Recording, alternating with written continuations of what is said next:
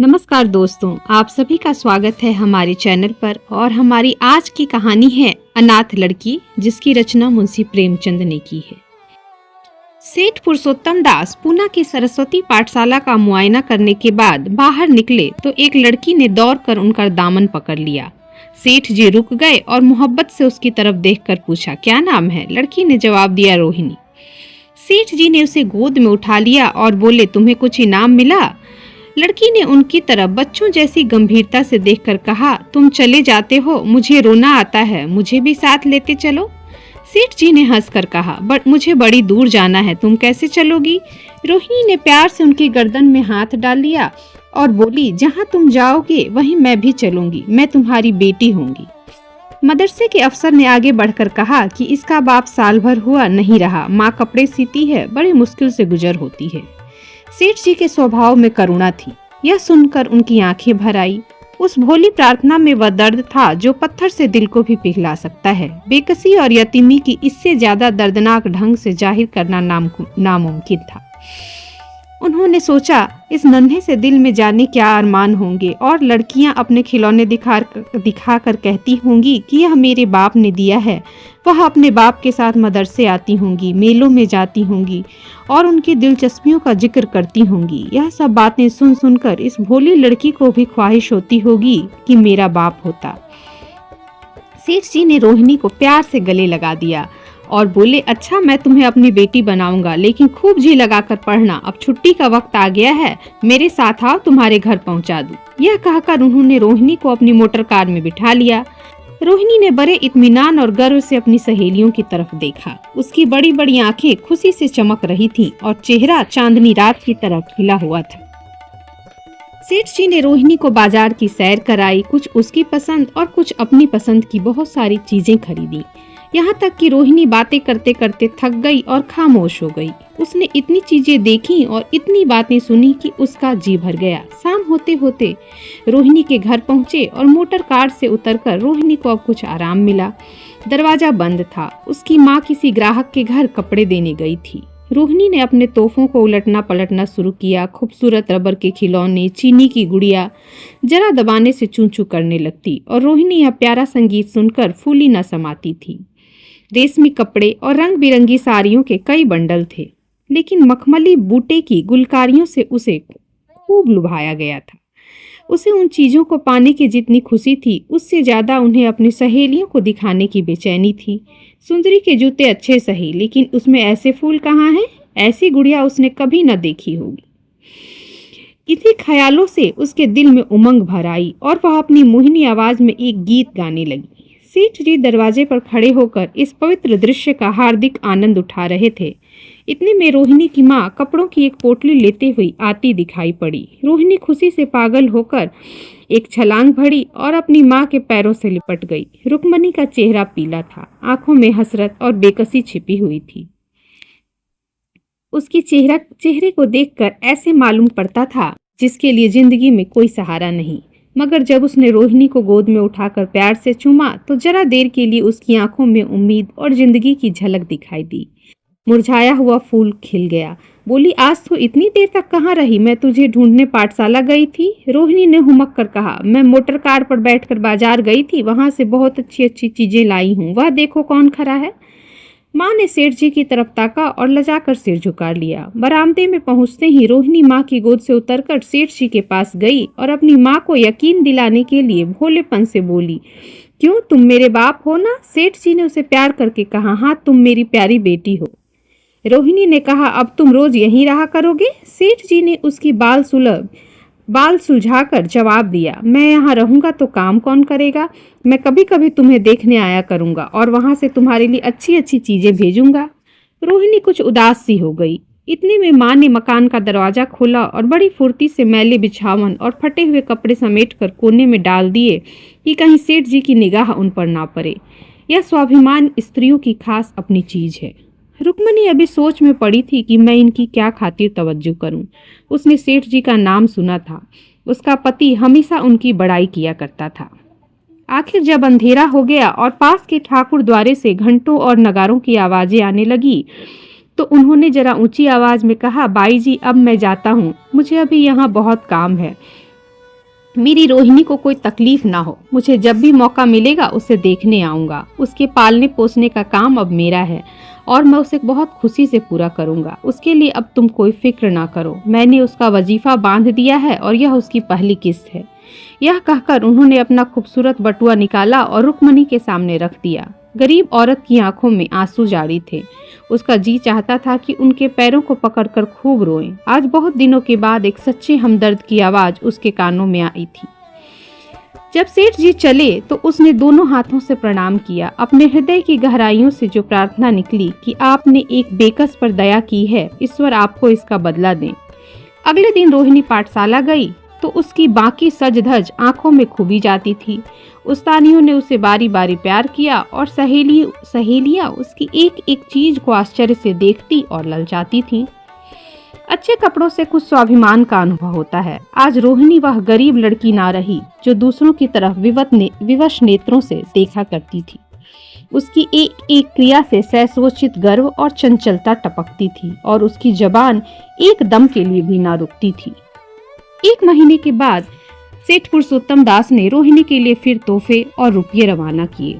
बेचारी विधवा को उनकी कृपा से जीविका की चिंता से छुट्टी मिली और वह भी रोहिणी के साथ पाठशाला आती और दोनों माँ बेटियां एक ही दर्जे में साथ साथ पढ़ती थीं। लेकिन रोहिणी का नंबर हमेशा माँ से अव्वल रहा। सेठ जी जब भी पूना की तरफ से निकलते तो रोहिणी को देखने जरूर आते। इसी तरह कई साल गुजर गए और रोहिणी ने जवानी के सुहाने हरे भरे मैदान में पैर रखा। रोहिणी अब आंतरिक और बाह्य सौंदर्य में अपनी पाठशाला की नाक थी। हाव भाव में आकर्षक गंभीरता, बातों में गीत का सा खिंचाव और आत्मिक रस था। कपड़ों में रंगीन सादगी, आंखों में लाज संकोच, विचारों में पवित्रता। जवानी थी मगर घमंड, बनावट और चंचलता से मुक्त। उसमें वह एकाग्रता थी जो ऊंचे इरादों से पैदा होती है।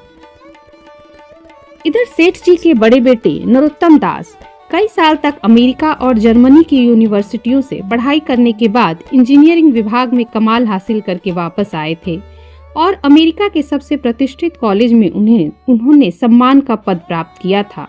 अमेरिका के अखबार एक हिंदुस्तानी नौजवान की इस शानदार कामयाबी पर चकित थे। अब उनका स्वागत करने के लिए बम्बई में भी एक बड़ा जलसा किया गया। इस उत्सव में शरीक होने के लिए लोग दूर दूर से आए थे। सरस्वती पाठशाला को भी निमंत्रण मिला और रोहिणी को सेठानी जी ने विशेष रूप से आमंत्रित किया। पाठशाला में हफ्तों तैयारियां हुई। रोहिणी को एक दम के लिए भी चैन नहीं था। यह पहला मौका था कि उसने अपने लिए अच्छे अच्छे कपड़े बनवाए। रंगों के चुनाव में वह मिठास थी, काट छाट में वह फवन जिससे उसकी सुंदरता चमक उठी। सेठानी कौशल्या देवी उसे लेने के लिए रेलवे स्टेशन पर मौजूद थी।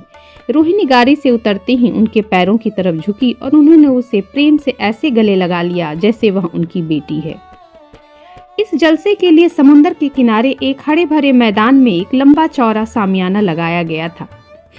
ठीक एक तरफ आदमियों का समुद्र उमड़ा हुआ था और दूसरी तरफ समुद्र की लहरें उमड़ रही थीं। वहां उपस्थित लोगों ने जब रोहिणी के आने की खबर सुनी तो हजारों आदमी उसे देखने के लिए खड़े हो गए। यही तो वह लड़की है जिसने अब की शास्त्री की परीक्षा पास की है। जरा उसके दर्शन करने चाहिए। अब भी इस देश की स्त्रियों में ऐसे रत्न मौजूद हैं। शहर की कई प्रतिष्ठित महिलाओं ने आकर रोहिणी को गले लगाया और आपस में उसके सौंदर्य और कपड़ों पर चर्चा करने लगी। थोड़ी देर में रोहिणी ने अपनी मंडली के साथ देश प्रेम में डूबा हुआ गीत गाना शुरू किया। सारे उपस्थित लोग बिल्कुल शांत थे और उस समय वह सुरीला राग, उसकी कोमलता, स्वच्छता, उसकी प्रभावशाली मधुरता, उसकी उत्साह भरी वाणी दिलों पर नशा सा पैदा कर रही थी, जिसमें प्रेम की लहरें उठती हैं जो दिल को बुराइयों से मिटाती हैं। गाने के बाद विभिन्न संस्थाओं की तरफ से अभिनंदन पेश हुए और तब नरोत्तम दास लोगों को धन्यवाद देने के लिए खड़े हुए। लेकिन उनके भाषण से लोगों को थोड़ी निराशा हुई। यूं दोस्तों की मंडली में उनकी वक्तृता के आवेग और प्रवाह की कोई सीमा न थी, लेकिन सार्वजनिक सभा के सामने खड़े होते ही शब्द और विचार दोनों ही बेवफाई कर जाते थे। उन्होंने बड़ी मुश्किल से धन्यवाद के कुछ शब्द कहे और तब अपनी योग्यता की लज्जित स्वीकृति के साथ अपनी जगह पर आ बैठे। अब जलसा खत्म होने का वक्त आया। वह रेशमी हार जो सरस्वती पाठशाला की ओर से भेजा गया था मेज पर रखा हुआ था। उसे हीरो के गले में कौन डाले? प्रेसिडेंट ने महिलाओं की पंक्ति की ओर नजर दौड़ाई। चुनने वाली आंख रोहिणी पर पड़ी और ठहर गई। उत्सव के सभापति के आदेश का पालन करते हुए वह सर झुकाए हुए मेज के पास आई और कांपते हाथों से हार को उठा लिया। एक क्षण के लिए दोनों की आंखें मिली और रोहिणी ने नरोत्तम दास के गले में हार डाल दिया। दूसरे दिन सरस्वती पाठशाला के मेहमान विदा हुए, लेकिन कौशल्या देवी ने रोहिणी को न जाने दिया। उन्होंने उसे 1 सप्ताह के लिए अपने पास ही रोक लिया। यह सारा हफ्ता कौशल्या देवी ने उसकी विदाई की तैयारियों में खर्च किया। 7वें दिन उसे विदा करने के लिए स्टेशन तक आई। चलते वक्त उनसे गले मिली और बहुत कोशिश करने पर भी आंसुओं को न रोक सकी। नरोत्तम दास भी आए थे। उनका चेहरा उदास था। कौशल्या ने उनकी तरफ सहानुभूतिपूर्ण नेत्रों से देखा और कहा, मुझे यह तो ख्याल ही नहीं रहा, रोहिणी क्या यहाँ से पुणे तक अकेली जाएगी? क्या हर्ज है, तुम ही चले जाओ, शाम की गाड़ी से लौट आना। नरोत्तम दास के चेहरे पर खुशी की लहर दौड़ गई, जो इन शब्दों से न छिप सकी। अच्छा, मैं ही चला जाऊंगा। वह इस फिक्र में थे कि देखें विदाई की बातचीत का मौका भी मिलता है या नहीं। अब वह खूब जी भर कर अपना दर्द दिल सुनाएंगे और मुमकिन हुआ तो उस लाज संकोच को जो उदासीनता के पर्दे में छुपी हुई है मिटा भी देंगे। रुक्मिणी को अब रोहिणी की शादी की फिक्र पैदा हुई। पड़ोस की औरतों में चर्चा होने लगी कि लड़की सयानी हो गई है। रुक्मिणी के पास कुछ प्रतिष्ठित घरानों से रिश्ते आए थे, लेकिन जब रुक्मिणी उन पैगामों को सेठ जी के पास भेजती तो वह यही जवाब देते कि मैं खुद फिक्र में हूँ। रुक्मिणी को उनकी यह टाल मटोल बुरी मालूम होती थी। रोहिणी को बंबई से लौटे महीना भर हो चुका था। एक दिन पाठशाला से लौटी तो उसे अम्मा की चारपाई पर एक खत पड़ा हुआ मिला। रोहिणी पढ़ने लगी। लिखा था, बहन, जब से मैंने तुम्हारी लड़की को बंबई में देखा है मैं उस पर रीझ गई हूँ। अब उसके बगैर मुझे चैन नहीं है। क्या मेरा ऐसा भाग्य होगा कि वह मेरी बहू बन सके? मैं गरीब हूँ, लेकिन मैंने सेठ जी को राजी कर लिया है। तुम भी मेरी यह विनती कबूल करो।